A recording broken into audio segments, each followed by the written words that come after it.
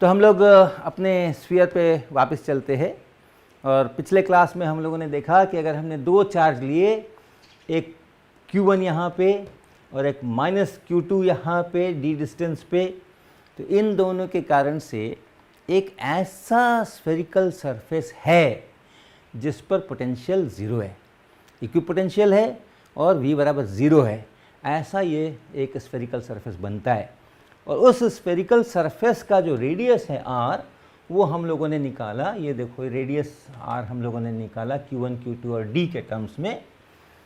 और ये जो चार्ज रखा हुआ है इसका इसके सेंटर से डिस्टेंस वो भी हम लोगों ने B निकाला, जो कि R²/a ऐसा है। और A क्या, इसके केंद्र से A दूरी पर ये चार्ज है। तो ये स्फेरिकल सरफेस बना V = 0 वाला, V = 0 वाला, उसका जो सेंटर है वो उससे यहाँ की दूरी ये A है। तो ये हमने काम किया। अब हम इस Q2 के लिए भी एक्सप्रेशन देख रहे हैं। क्यों? क्योंकि हमारी नज़र कहाँ है? हमारी नज़र है कि इसमें से हम एक प्रॉब्लम क्रिएट करेंगे जिसका सॉल्यूशन पहले ही से ये है कि अगर हमारे पास में एक मेटल का स्फीयर है, अगर हमारे पास में एक पॉइंट चार्ज है और कुछ नेगेटिव चार्ज हम इसके ऊपर डाल देंगे अपनी तरफ से, तो फिर उनके कारण से क्या फील्ड्स होंगे बाहर में, उस प्रॉब्लम का हम सॉल्यूशन करना चाहते हैं। यद्यपि इसके ऊपर कैसा चार्ज इस स्फेरिकल सरफेस पे बटेगा वो हमें पता नहीं होगा, फिर भी उसके कारण जो फील्ड है वो हमें पता हो जाएगा। वहाँ हमारी नज़र है। इसलिए हम एक Q2 को भी किसके टर्म्स में निकालना चाहेंगे? इस R के टर्म्स में और इस A के टर्म्स में, क्योंकि हमें दिया हुआ यही रहेगा। R रेडियस का स्फीयर है और उसके सेंटर से A डिस्टेंस के ऊपर हमने एक चार्ज रख दिया और कुछ माइनस चार्ज उस पर अलग से डिस्ट्रीब्यूट कर दिया। तो फिर आगे बताओ बताओ बताओ बताओ। तो इसलिए R और A में हम सारा चीज़ ले जाएंगे और Q1 में हम सारी चीज़ ले जाएंगे। तो यहाँ देखिए ये R का एक्सप्रेशन ये है, ये R का एक्सप्रेशन है और ये A का एक्सप्रेशन है, ये A का एक्सप्रेशन है। और इसको आप भाग लगा दें, अगर R/A कर दें तो देखें क्या होता है। R/A अगर आप कर दें, R/A, तो आप यहीं से देख लो, ये डिनोमिनेटर यहाँ और यहाँ पे सेम है, कट गए। न्यूमरेटर में D है, कट गए। Q1 को यहाँ से काट लीजिए, Q1 को यहाँ से काट लीजिए, Q2 यहाँ बचेगा, Q1 यहाँ बचेगा, Q2/Q1। और इसलिए Q2 बराबर R/A इंटू Q1।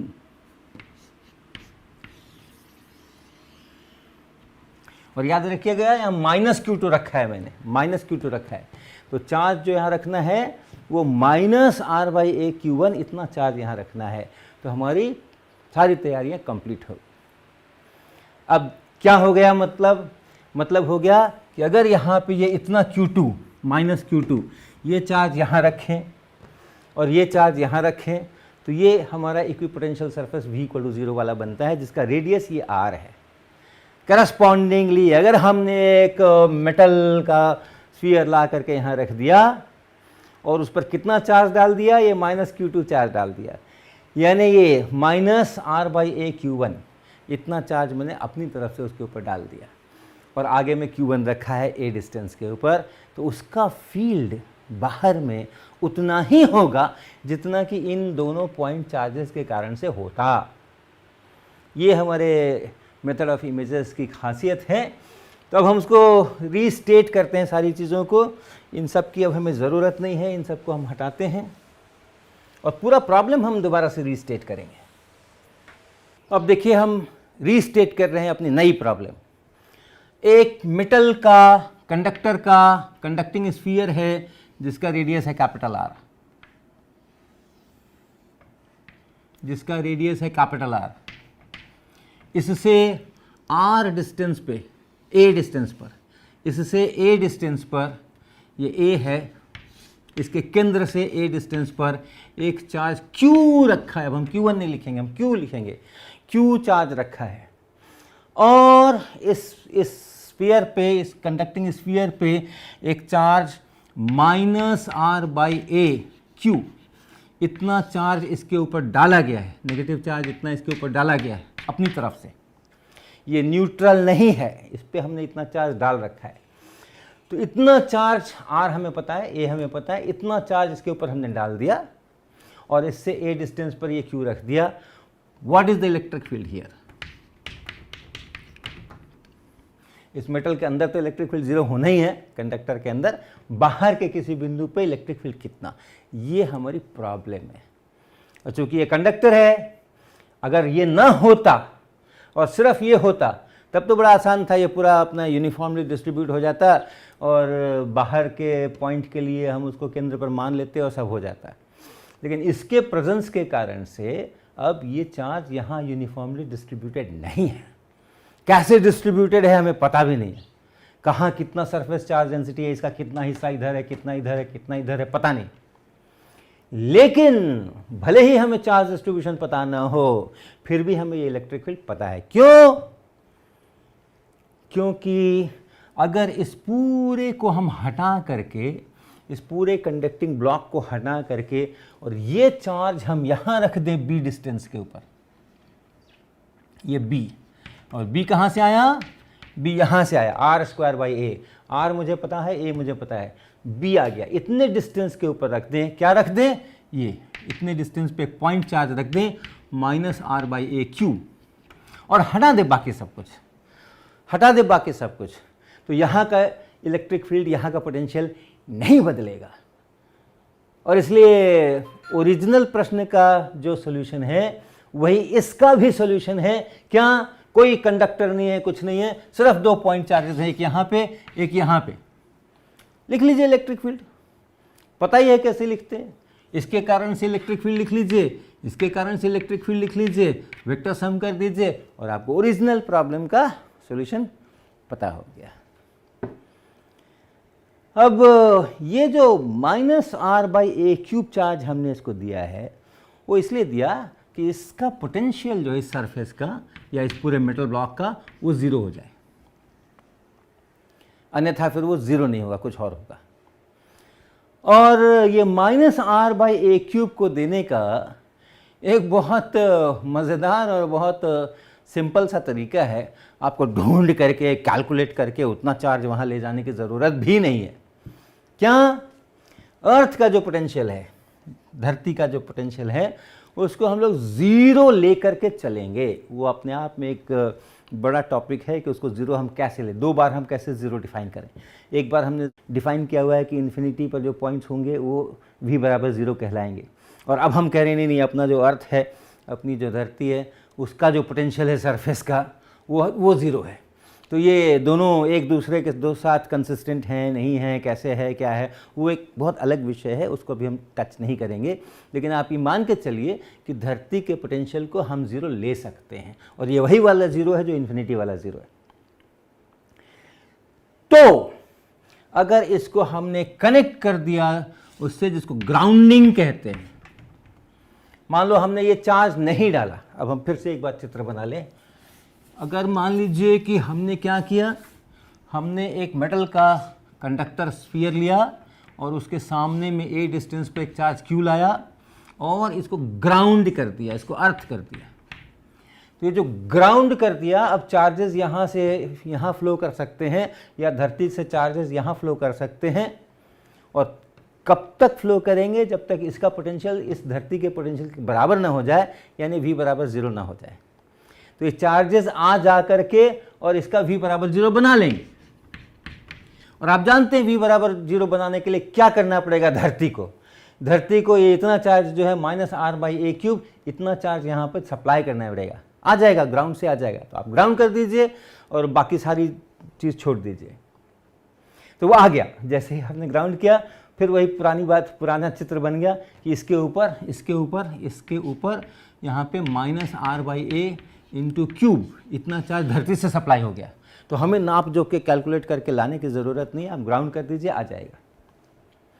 तो ग्राउंडेड कंडक्टिंग स्फीयर के सामने अगर एक पॉइंट चार्ज रखा हो, और अब ये जो चार्ज है वो कैसा डिस्ट्रीब्यूट होगा, क्या होगा, जैसा भी होगा, अगर मुझे बाहर का फील्ड चाहिए तो मेरा काम बहुत सिंपल है, हम यहाँ से b कैलकुलेट करके और ये जो इतना चार्ज है उसको इस पॉइंट पर डाल देंगे, इस पॉइंट पर डाल देंगे इसको, इस चार्ज को -r/a क्यूब को इस b डिस्टेंस के ऊपर, और बस इन 2 पॉइंट से निकाल लेंगे कि कहाँ कितना फील्ड है। और एक बार अगर फील्ड निकल गया तो फिर हम यहाँ के चार्ज भी निकाल सकते हैं, क्योंकि कंडक्टर के बाहर आपको पता है, कंडक्टर के बाहर जो इलेक्ट्रिक फील्ड होता है वो σ/ε0 होता है परपेंडिकुलर दिशा में। तो एक बार हमें यहाँ का इलेक्ट्रिक फील्ड मालूम हो जाए इसके सरफेस के जस्ट बाहर का, तो वहाँ से वो चार्ज डेंसिटी जो है, सरफेस चार्ज डेंसिटी, वो भी हम पता कर सकते हैं कि यहाँ इतनी है, यहाँ इतनी है, यहाँ इतनी है, यहाँ इतनी है, यहाँ इतनी है। तो हम एक प्रॉब्लम लेते हैं, न्यूमेरिकल प्रॉब्लम, थोड़ी सी प्रैक्टिस करने के लिए इस सारे कॉन्सेप्ट को। और प्रॉब्लम हम ऐसा लेते हैं कि हम मान लीजिए हमारे पास में यही प्रॉब्लम है, हमारे पास में कंडक्टिंग स्फीयर है, ग्राउंडेड कंडक्टिंग स्फीयर है, ये ग्राउंडेड कंडक्टिंग स्फीयर है, और इसका रेडियस कुछ ले लीजिए, मान लीजिए 12 सेंटीमीटर का इसका रेडियस है, और बाहर में यानी 12 से तो बड़ा ही लेना पड़ेगा, तो मान लीजिए 48 सेंटीमीटर, ये 48 सेंटीमीटर पे कुछ चार्ज रखा है, मान लीजिए 24 नैनो कूलम का चार्ज यहाँ रखा है। ये गिवन कंडीशंस हैं। 12 सेंटीमीटर के रेडियस का एक कंडक्टिंग स्फीयर है जो ग्राउंडेड किया गया है, उससे उसके सेंटर से 48 सेंटीमीटर की दूरी पे 24 नैनो कूलम का एक चार्ज रखा गया है, पॉइंट चार्ज, और मुझे पता करना है कि फील्ड्स कहाँ कितने होंगे और सरफेस चार्ज डेंसिटी कहाँ कितनी होगी। तो या आप एक स्पेसिफिक टारगेट लेके चल सकते हैं, find the surface charge density at this point A, इसका जो फेसिंग पॉइंट है, find the surface charge density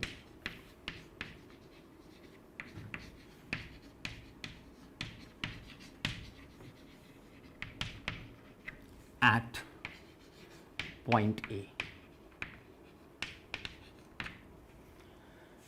तो हमारी क्या स्ट्रैटेजी होगी, हम इलेक्ट्रिक फील्ड निकालेंगे। इस स्फीयर के कारण से इस पे चार्जेस बटे हैं, ये इतने के कारण से इंड्यूस हुए हैं, प्लस इधर से ग्राउंड है, इधर से आया होगा चार्ज, वो इस पे बटा है, तो वो पूरा चार्ज और ये चार्ज, ये मिला करके हम इलेक्ट्रिक फील्ड निकालेंगे यहाँ पर जस्ट बाहर। और एक बार इलेक्ट्रिक फील्ड निकल गया तो फिर हम सिग्मा निकाल लेंगे, ये स्ट्रैटेजी है। और वो इलेक्ट्रिक फील्ड निकालने के लिए इस पूरे चार्ज डिस्ट्रीब्यूशन को, इस पूरे मेटल को हटा करके और हम एक इमेज चार्ज यहाँ पे लगा सकते हैं। तो कितना लगाना है और कहाँ लगाना है, तो हमारे पास ये जो सूत्र हैं, इन दोनों सूत्रों का इस्तेमाल कीजिए। कहाँ लगाना है, B बराबर r²/a, यानी 12 centimetre into 12 centimetre divided by 48 centimetre, तो ये हुआ 4 यहाँ 3 सेंटीमीटर, इसके सेंटर से 3 सेंटीमीटर यहाँ पे वो चार्ज लगाना है, ये 3 सेंटीमीटर पे चार्ज लगाना है।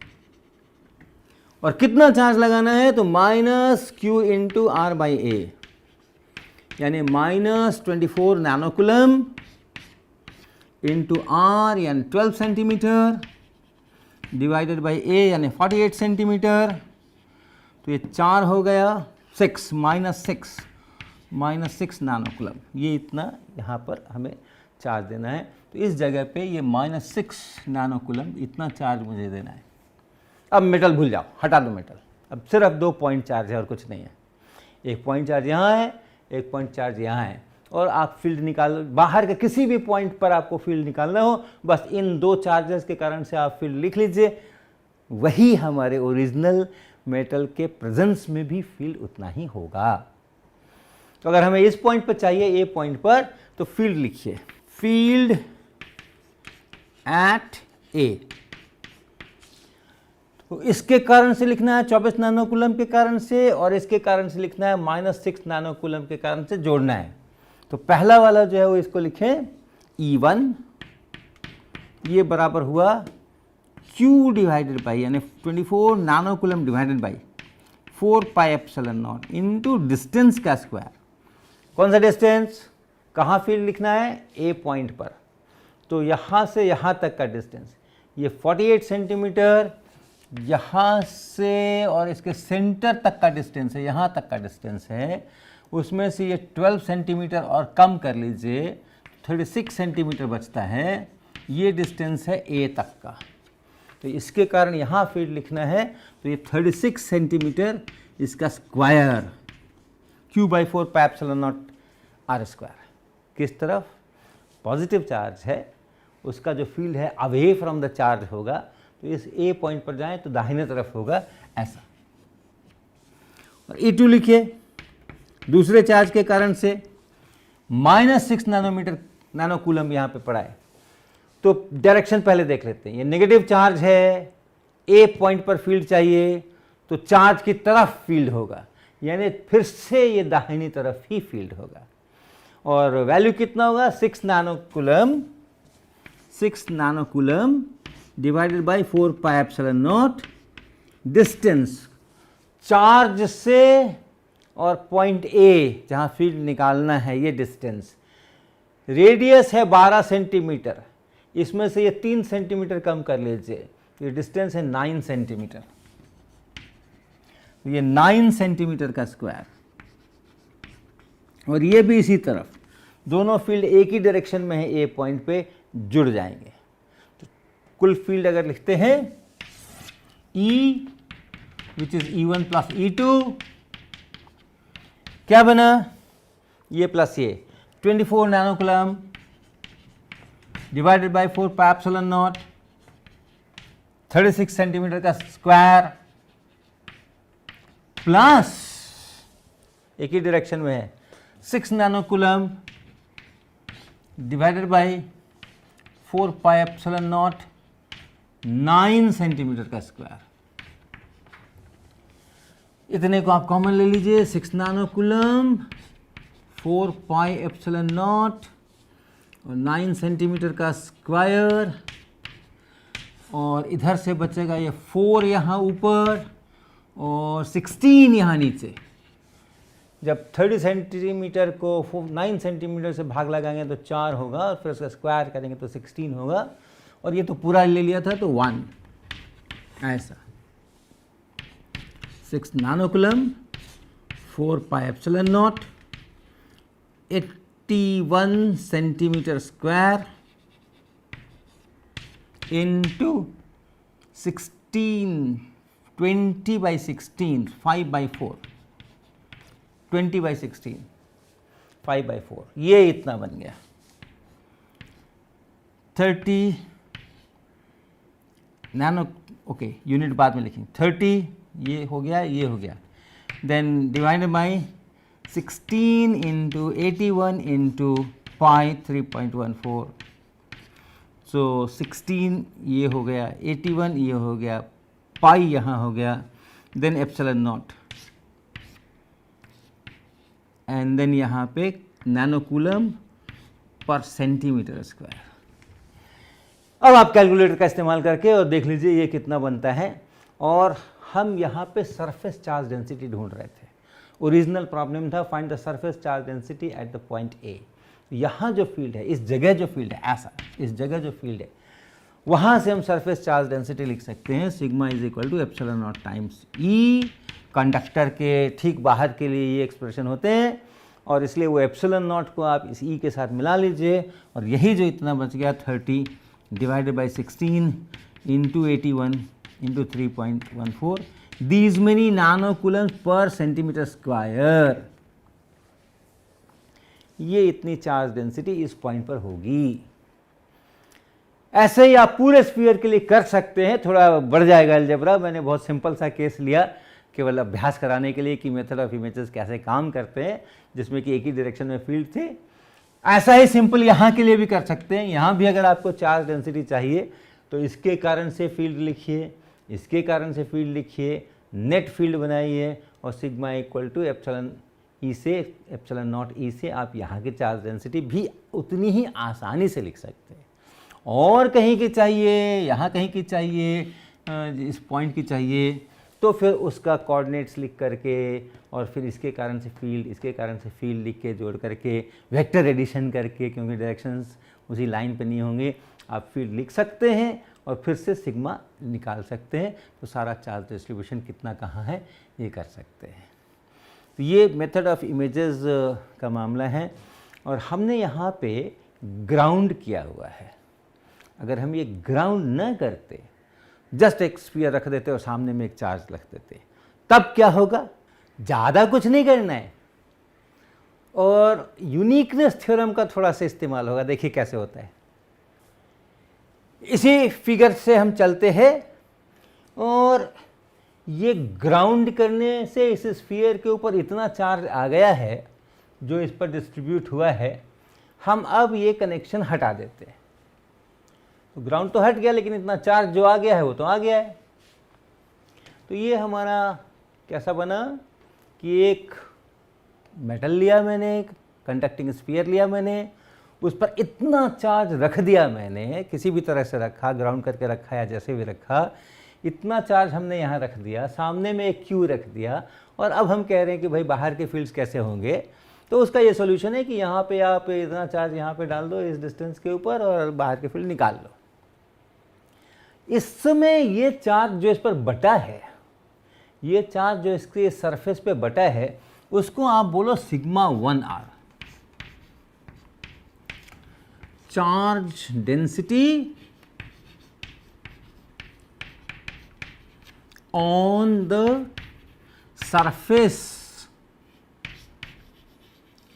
of the conductor, जो कि स्फीयर है, वो है ये सिग्मा 1r, r के फंक्शन के रूप में। यानी ये जो पूरा सरफेस है स्फीयर का, तो उसके हर अलग अलग जगह पे r, थीटा फाई अलग अलग जगह पे r, यानी ये कैपिटल R इसका जो रेडियस है, थीटा फाई अलग अलग, तो वो सबको मिला करके जो एक फंक्शनल फॉर्म है वो है मान लो सिग्मा 1r। तो अब ये चार्ज डेंसिटी जो इस पे बटी हुई है, जो ये चार्ज इस पे बटा हुआ है, प्लस ये चार्ज यहाँ पे, ये सब मिल करके इस कंडक्टिंग स्फीयर के अंदर में हर पॉइंट पे E बराबर 0 बना के रखे हैं। इसी ढंग से बटना है मेटल के ऊपर, चार्जेस को इसी ढंग से बटना है कि अंत में अंदर के हर पॉइंट पे E बराबर 0 हो जाए। तो अभी है, अभी क्या है? सिग्मा 1r एंड ये पॉइंट चार्ज Q, ये इतना are making E equal to 0 everywhere inside the conductor.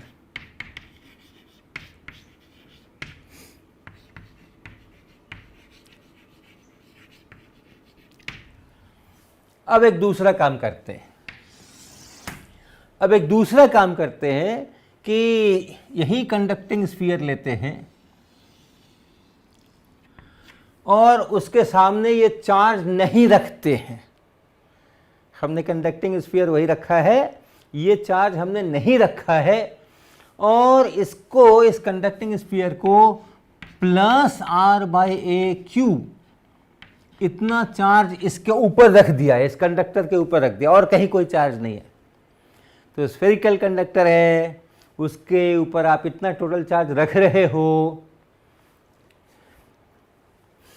ये हैंड राइटिंग थोड़ी अच्छी बनानी पड़ेगी, नहीं तो बड़ा कंफ्यूजन होगा। r/a×q, ये चार्ज हमने इस पे रखा है, ये यूनिफॉर्मली डिस्ट्रीब्यूट होगा क्योंकि और कहीं कुछ नहीं है।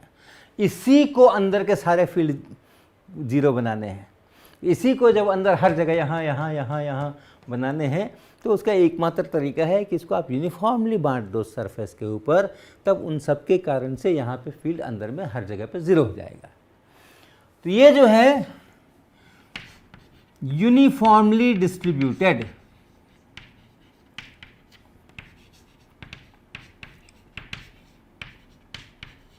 On the surface,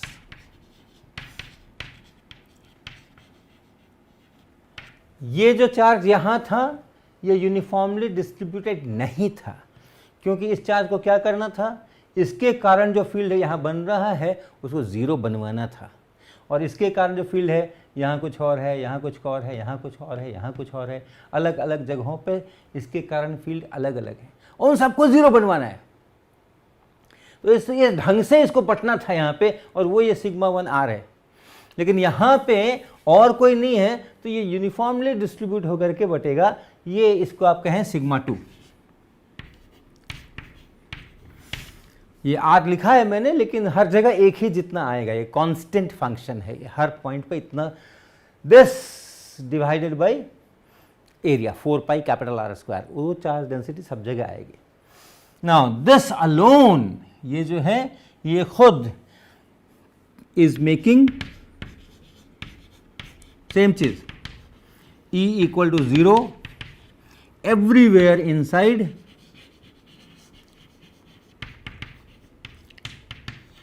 the conductor.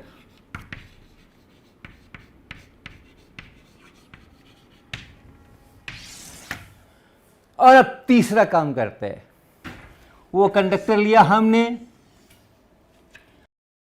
उस कंडक्टर पे हमने सिग्मा 1 r डाल दिया और उस पे हमने सिग्मा 2 r भी डाल दिया, और उससे a डिस्टेंस पे वो पॉइंट चार्ज q भी ला के रख दिया।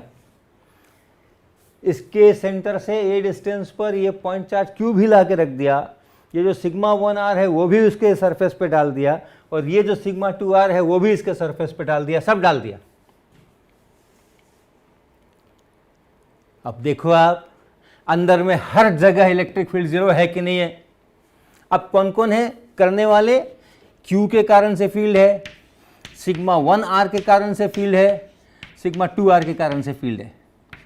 क्या इन तीनों के फील्ड्स मिलकर के कंडक्टर के अंदर के पॉइंट्स पर हर जगह फील्ड बराबर जीरो बना रहे हैं? हाँ, बना रहे हैं, क्योंकि ये और ये मिलकर के जीरो बनाते हैं, ये और ये मिलकर के जीरो बनाते हैं, ये अपने आप जीरो बनाता है। तो इन दोनों को जब एक साथ आप यहाँ लगा दोगे तो भी अंदर का फील्ड जीरो बनेगा। तो अंदर में टोटल फील्ड इसका जीरो है इस परिस्थिति के अंदर, एवरीवेयर इनसाइड द कंडक्टर।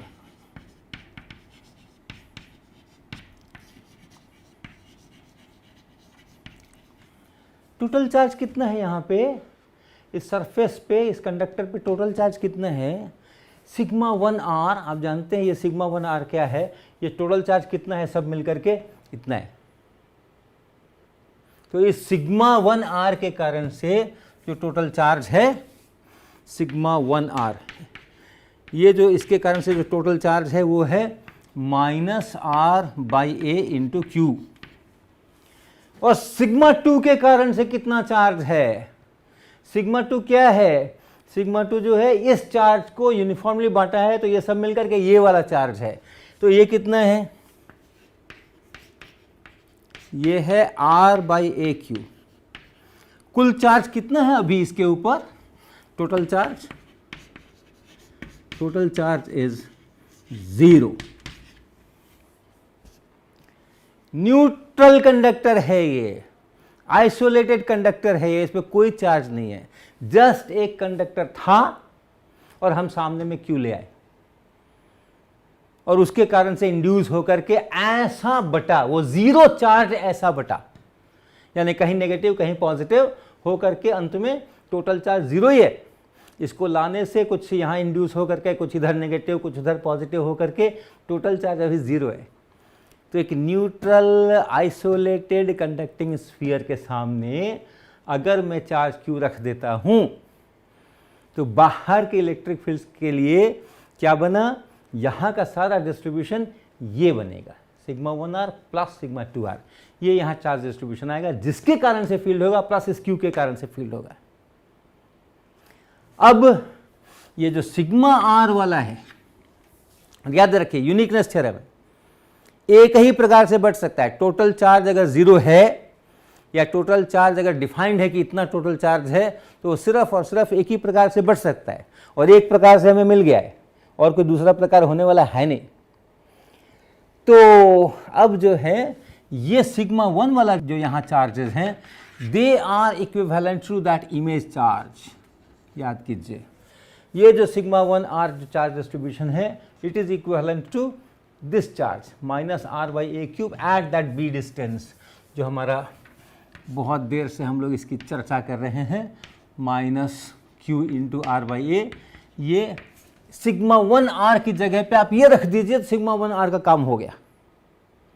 और सिग्मा 2 आर, ये तो यूनिफॉर्मली डिस्ट्रीब्यूटेड है इतना चार्ज, इसको तो जानते ही हैं बाहर के पॉइंट्स के लिए। इस पूरे को इसके केंद्र पे रख दीजिए, इस पूरे चार्ज को जो यूनिफॉर्मली डिस्ट्रीब्यूटेड है अपने सेंटर पर रख दीजिए, बाहर का फील्ड आपको मिल जाता है। तो इसलिए ये जो है इसके केंद्र पर एक और रख दीजिए प्लस क्यू आर बाई ए, और इनसे मुक्ति पा लीजिए। दो इमेज बन गए।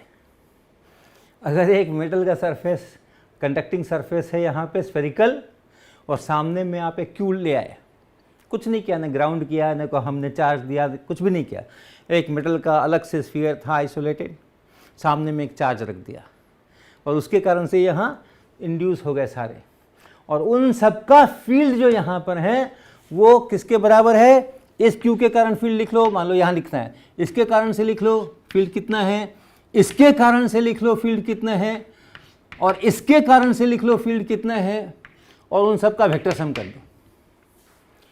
तीन चार्जेस, 3 पॉइंट चार्जेस का मिलकर के और आप फील्ड निकाल लीजिए, वही फील्ड होगा इस क्यू का इस मेटालिक स्फीयर के प्रेजेंस में, और यहाँ सब जगह पर फील्ड है। न्यूट्रल स्फीयर्स जब होते हैं जीरो चार्ज वाले, ग्राउंड नहीं किया है हमने, कोई चार्ज अलग से नहीं दिया है, तो ये और अलग से अगर आप चार्ज देना चाहते हैं तो दे दो, उसको भी यूनिफॉर्मली बांट लेना, इसी में जोड़ देना। तो चार्ज्ड कंडक्टर भी अगर है आपके पास में स्फेरिकल, वो भी उसके सामने में भी अगर आप चार्ज रखते हैं पॉइंट चार्ज, तो आप इसी मेथड से उनके करस्पॉन्डिंग इमेज चार्जेस लिख करके बाहर के फील्ड्स लिख सकते हैं। और सरफेस चार्ज डेंसिटी अगर आपको चाहिए, एक बार आपको यहाँ सब जगह पर फील्ड मिल गया जस्ट बाहर, तो सिग्मा नॉट इंटू ई वो सरफेस चार्ज डेंसिटी बन जाएगी।